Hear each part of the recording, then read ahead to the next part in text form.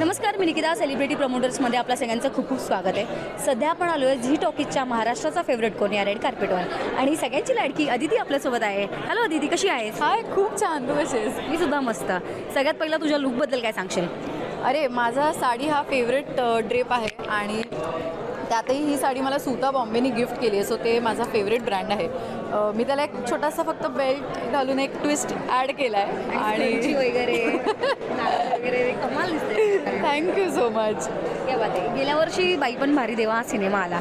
प्रत्येक स्त्रीला सिनेमागृहात जाण्यास भाग पाडणारं जे गाणं होतं ते म्हणजे बाई पण भारी देवा आणि मंगळागौर वगैरे. आणि ते गाणं तू स्वतः लिहिलं. सो ही किती कमाल फिलिंग असेल ना की आपण एक गाणं लिहितो, त्याच्यामुळे थिएटर हाऊसफुल होतात. अर्थातच दिग्दर्शकाला श्रेय जातच, बरोबर. पण किती कमाल फिलिंग होती तुझ्यासाठी जेव्हा तुला हे सगळं म्हणजे ते घडत होतं तुझ्या डोळ्यांसमोर? खरं तर हे माझं 24वं गाणं होतं. पण हे गाणं जेव्हा लिहिलं कारण हे लॉकडाऊनच्या आधी केलेलं काम होतं आणि कुठेतरी त्यानंतर आपलं कसं असतं, आपण आपलं काम करतो आणि आपण पुढच्या कामाला लागतो. सो 2-3 वर्षानंतर जेव्हा ही फिल्म रिलीज झाली आणि मला असं छान वाटत होतं अर्थातच, कारण एवढी दिग्गज लोकं होती. म्हणजे मी लिहिलेलं गाणंसुद्धा मला काम करतानाही फार मजा आली होती. पण माझं असं होतं की ओके, छान. आणि जसा चित्रपट रिलीज झाला, गाणी बाहेर आली, गाणी लोकांपर्यंत पोहोचली, लोकांनी अक्षरशः ती उचलून म्हणजे डोक्यावर घेतली. लोकं थिएटर हाऊसफुल करून नाचतायत, टाळ्या शिट्ट्या. आणि मी लिहिलेले बोल ते त्यांच्या तोंडून आपल्याला ऐकू येत आहेत. तर मला असं वाटतं ही फार फार सॅटिस्फॅक्शन देणारी गोष्ट होती. सो अजून आय डोंट फील की काहीही हवं असतं कलाकाराला. तुला असं कमेंटमध्ये किंवा DM-मध्ये असं कोणी प्रेक्षकांनी किंवा असं ऑडियन्सनं असं काही सांगितलं का की हे गाणं कमाल आहे वगैरे, किंवा कोणी भेटून कडकडून मिठी मारली, असा काही प्रसंग?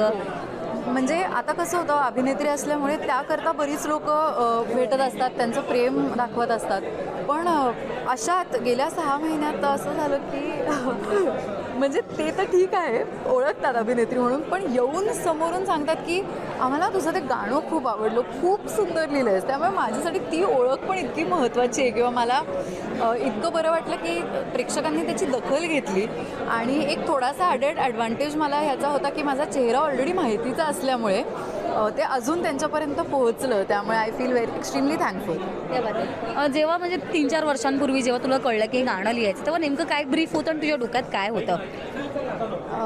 खरं म्हणजे जे संगीत दिग्दर्शक आहेत साई पियुष दोघंजणं, तर त्यांच्या डोक्यात अगदी क्लिअर होतं की कसं आपण काय करायचं आहे.